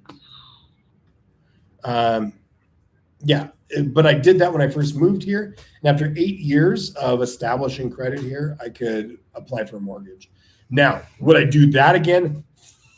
F no, hell no, not a chance. That was a huge mistake. But at the same time, even with the exorbitant interest rate, and it is exorbitant, it's 15%. Even with that, my rent to live here would still be about the same as what I'm paying. So I don't regret that. I don't regret moving here. I wouldn't stay if I did. So no. Oh yeah, little dogs like that, they are fantastic. They'll. Her mom lived to be 20, so I think I got more time with her. I've always found the toxic jealousy is cute. Ooh, you like to live dangerously.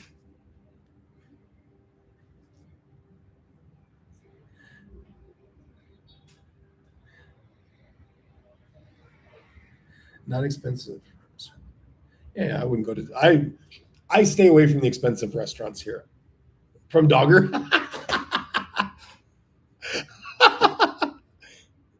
that and Subway. I'm telling you, you in Provenza when you come back next time, check out BBQ Chicken. It's fantastic. Your life will change. Promise you. Don't. Okay. Don't. I'm not promoting Manizales. It's cold and it's rainy. The airport, you can never get flights in there. Um, people are people are hard to make. It's hard to make friends there.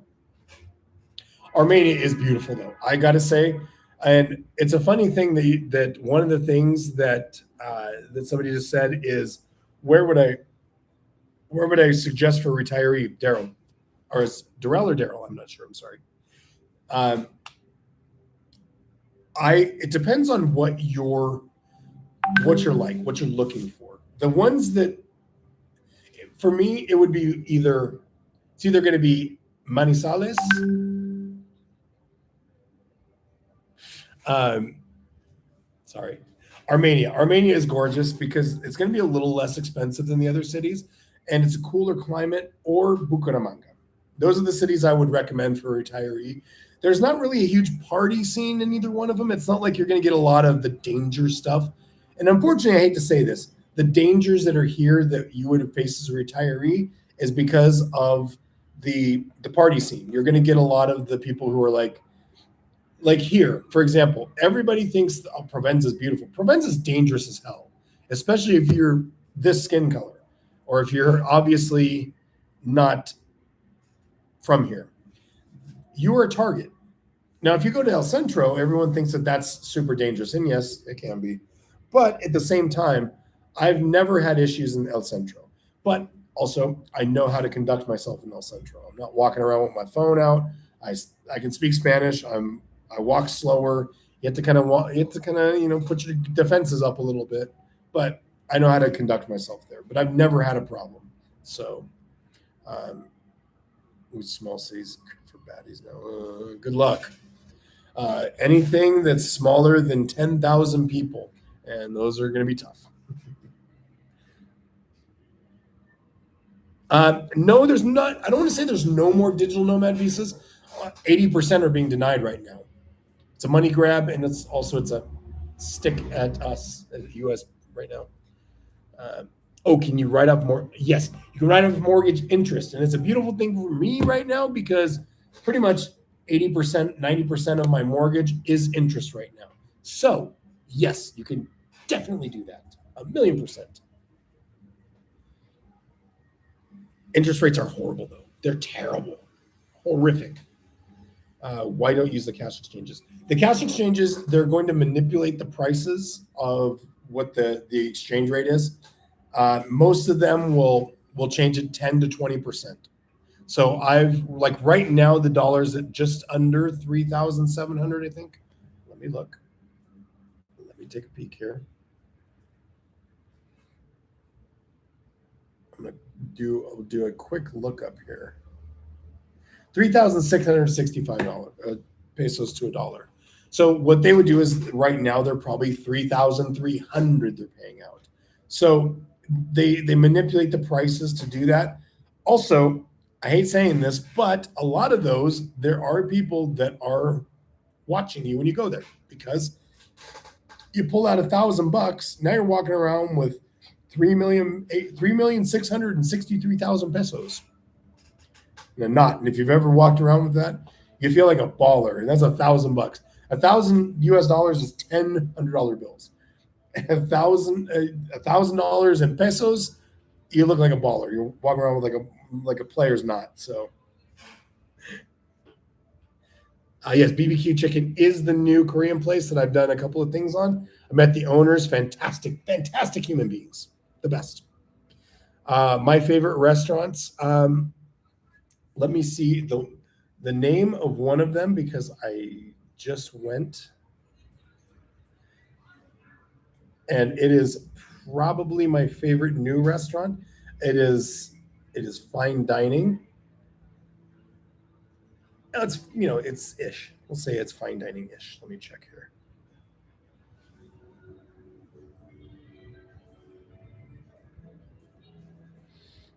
I just went there a couple weeks ago with a friend.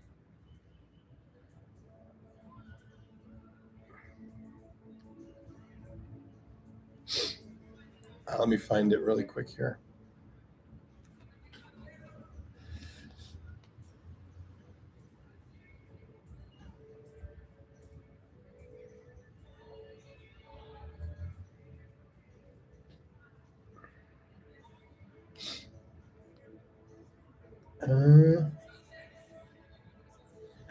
That is it. That is it.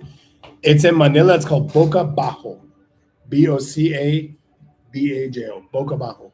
I'm going to tell you this. It's a new place, so get in while you can. The prices are super low for what it is. The chicken is next level, and they have a bone marrow potato setup. Bone marrow potato, phenomenal. It sounds terrible, but it's incredible. I love it.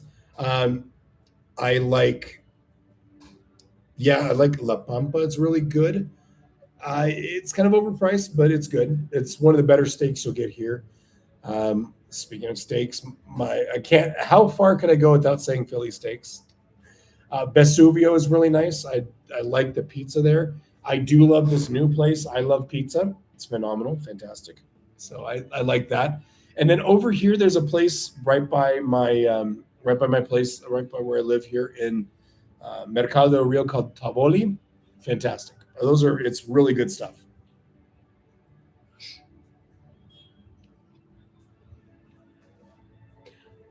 Am I considering to move in the future? No, I don't think so. Not unless I have to. If I get forced to move, then I will.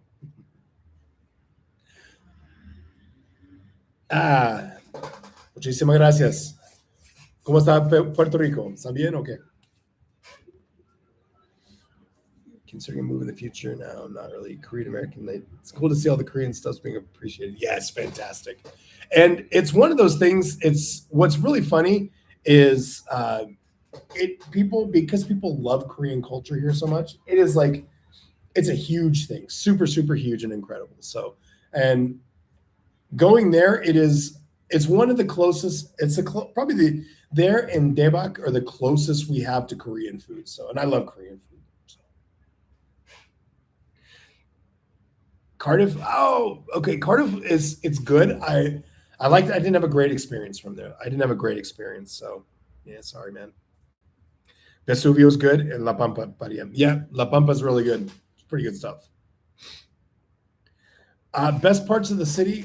I love where I live. It's not for everybody. It's not everyone's cup of tea. I also like. I mean, I know this is going to sound weird, but I like being out in. I don't like Laureles that much, but I go there occasionally.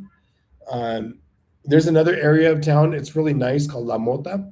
It's really, really, really beautiful place. And then there you go up in the hills a little bit, and there's a really nice, it's a really, really nice mirador. So pretty fun stuff. Let's see. Those are probably everyone says Poblado. I like the Mille de Oro. It's really beautiful. It's really nice there. It's hilly, so you can get your steps in. And it's gonna suck. I personally don't like. I don't like a lot of the. I don't like Parquejeras and I don't like Provenza. I don't like El Tesoro. I don't like any of those. I avoid them. It's not my thing. Alex, with your Airbnb, what are you looking to do while you're here? Um, yeah, it kind of depends on what you want to do for where to get your Airbnb. Yes. Okay, so Itagüí, it's not the closest restaurant that I would recommend to people in Itagüí. There's a bunch of good ones. Getting beans and rice is going to be tough, though. There is a place in Sabaneta called Big Boy, and the cook's American, and they do have beans and rice on there. But my God, you are taking food home with you. I'm just saying that. It's good stuff.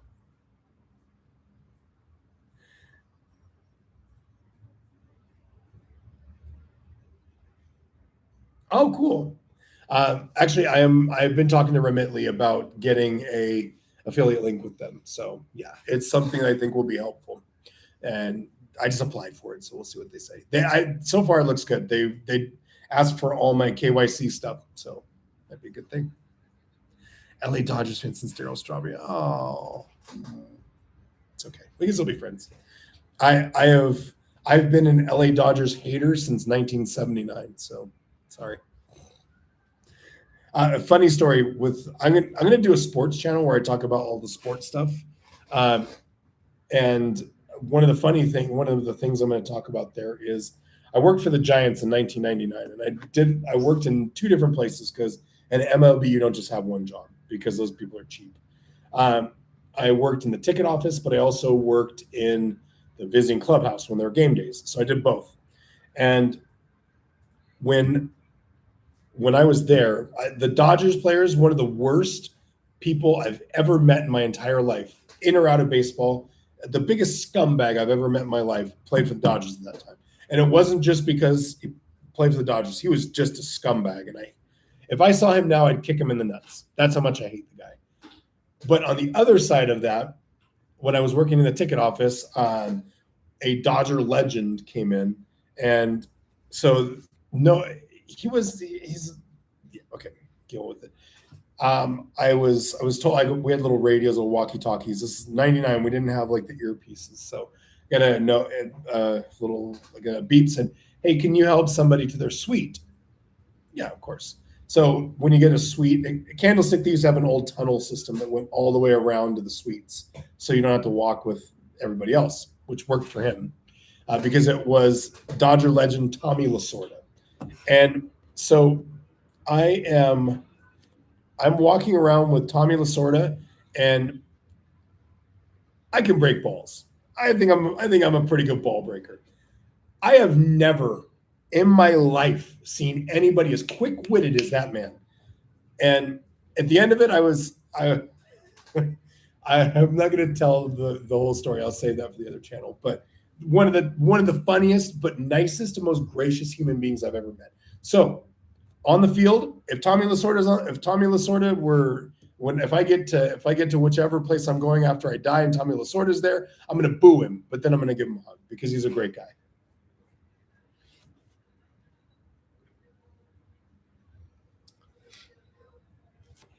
Why don't they like Laureles? It is it's dangerous. It's I've seen people get robbed there. And I think that people give it the pass because, well, it's a Colombian neighborhood, it's quiet. No, it's not always. So just I don't like it. It's a personal thing too. Uh, what are the must-see sites in Colombia for vacation? Let's say with an older parent. Yeah, let me know what. That's a good video, and maybe I will do that. But where's your plans to go to? Which cities? Because there's stuff everywhere to see here. It's fantastic stuff. Where do the locals go for nightlife? La Setenta in Laureles. It's not without its warts, but it is definitely a better place to go than Provenza, 100%.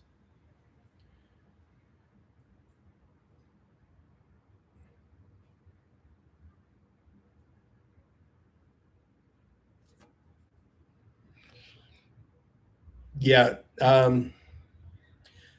Provenza and Parqueadas, I stay away from them. It's just I just mitigate risk as much as I can. It's probably why I've been here 10 years with no issues, but yeah, I just stay away from those.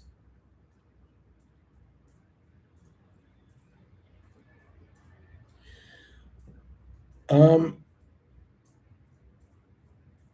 That's a good question, Darrell. If you're leaving a country and after an overstay and they took your picture, are you being banned? No, they would tell you right then and there if you're being banned. They're going to look at you a little harder when you come back. As long as you pay the fine, they don't really care that much. It's not. Now, if you overstay by more than a year, they're probably going to ban you for a little while, but it's not that bad. Are you Colombian now? No, no, no. I try and present myself like a Colombian. Like I don't wear flip flops and shorts anywhere because I'm self conscious of it. But and that was because my ex wife, when we would walk down the street, she would, if there were people in shorts and flip flops, she would always just elbow me, and say, "Hey, your team." Oh, okay, we're playing this game now. So when I would see somebody that was obviously a working girl, I'd elbow her and say, "Hey, your team." Yeah, Santa Marta is beautiful for beaches. Oh my god, it's so nice. Rodadero is fantastic. It's really nice. It's touristy, but it's not like the beaches in Cartagena. But yeah, Tayrona is, oh my god, dude, you have to go there.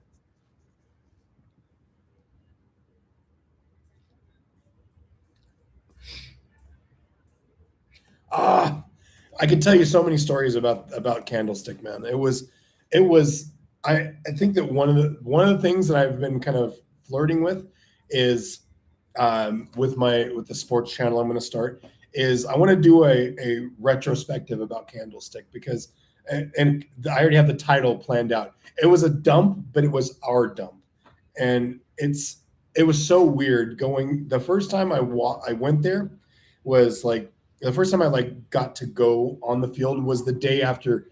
Was it the at that point the catch two when Terrell Owens caught the ball and got hit from both sides against the Packers when they won the game.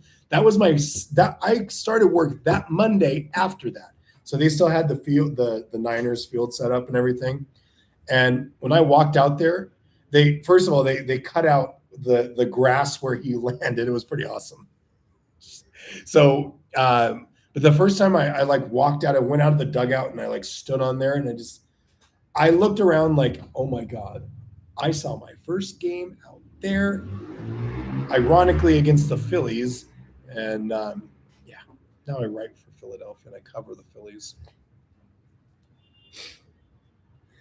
But yeah, I my biggest regret in one of my biggest regrets was not buying one of the seats from Candlestick when they demolished it.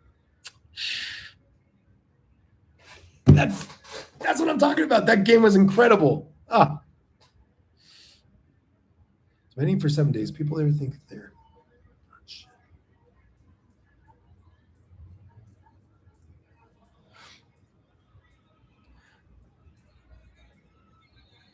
Yeah, you know what? I've seen a lot more of that about people that are, you know what it is? I think they have a bit of fatigue for the people that are coming here right now. And the fatigue that they have is from the shitheads that are coming here. If you've been to Parqueadas over the past 3 years, you know what I'm talking about. It's these guys walking around, flashing money, just throwing money at people like jackasses. So that's their impression of us. That's one of the reasons I do this channel, because I want people to not do that shit. Stop doing that. Please stop doing that. But I think that that's done now. I think that those days are over. That, and somebody told me, somebody said, yeah, the tourism is going to die here because Spirit Airlines shut down. I'm like, ouch. I've always said that a lot of guys treat this like Great Value Miami. They come here and they act like they save up for 6 months to act like a baller for a weekend kind of thing. So, yeah, that's tough. And yes, she is the most energetic and the most energetic old dog I've ever seen in my life. She also wants water right now, so she'll be okay. She's fine. Tyrona is a must go. I will say it a million times. It is one of the best places that you can ever go to. 100%.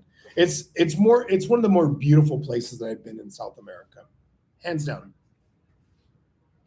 Legit embarrassed to go to and be in Medellin as a foreigner. Sometimes, man, it's bad because I think I've noticed more people giving me dirty looks when they don't know me, if they don't hear me talking. Because in the streets when I'm here, I speak Spanish all the time. It's how I learned, and that's what I do. Unless I'm with an American that doesn't speak Spanish very well. So yeah, and then you get a change when people oh, how long have you been here? 10 years. Oh, yeah, you're fine. You're one of us. And then I get treated well. But I have noticed that first impressions looking like this, they automatically think another one of these. But it's because of the shitty behavior of people, unfortunately. Speaks English. They have no on the very good. This is what I'm talking about. I'm telling you, right? You nailed it, Daryl. Sorry, don't know which one. You nailed it. If you put in effort, if you are trying to speak Spanish, they are going to be the most helpful for you. That's how I learned it. That's the best way to learn here. It's not going to some school and spending a bajillion pesos to do it. Just go on the streets and talk to people. They will be very appreciative of it. That's the best. Turner's National Park. Yeah, it's a long hike to the beaches, but take the horseback ride. Right there. Right there. Trying to do the Leo DiCaprio meme.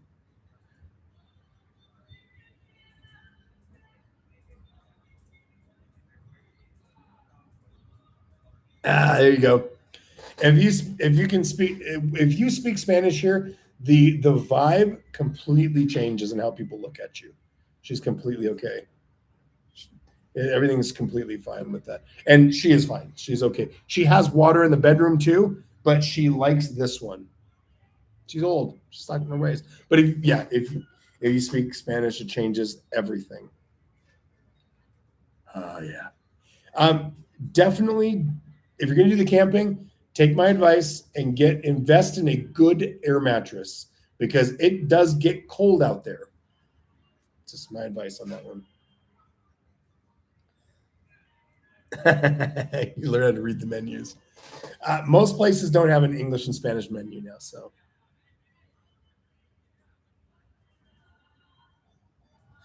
Oh, so actually, you know what?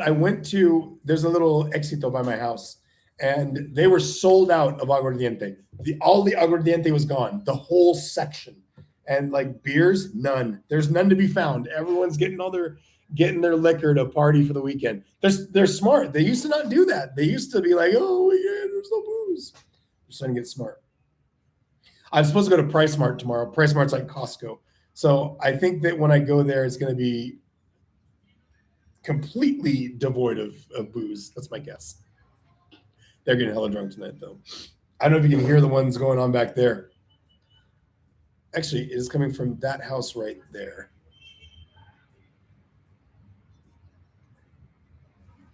That's okay. They'll probably party till 1 o'clock in the morning, so it's not a big deal to me, though. All right, I'm going to go get her water so she can drink the one that she wants to. And I had a good time doing this. This is actually a lot more fun than I thought it would be. So I'm going to do these more often. And this is definitely a cool thing. So thank you all for tuning in, and thank you for watching if you're watching it after the fact. Yeah, I'll definitely be trying to keep these up as I go. And yes, let's go Giants, go Giants. And thank you. I'll catch you guys next time on the next live. I'm going to do a video. I think that the next one, it's going to be about the way of living here, the things that I learned when I first got here, and the things that I do now that I could teach you and hopefully will help you with stuff like cuántas cuotas. What?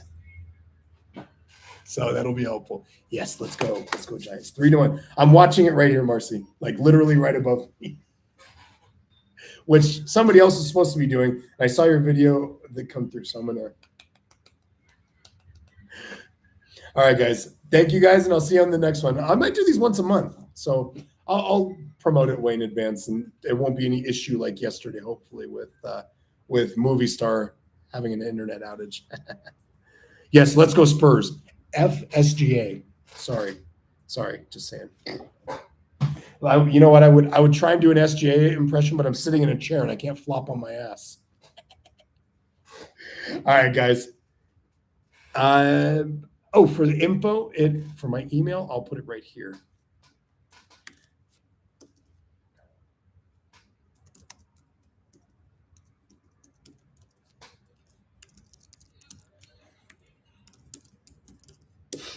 It's it right there, Medellin Unfiltered at gmail.com. Send me anything that you need on there, and I'll be happy to help with anything. Sorry, guys. This is how we have to do it. Yes, please subscribe to the channel, and I'll definitely do more of these. All right, guys. Ciao. See you next stream.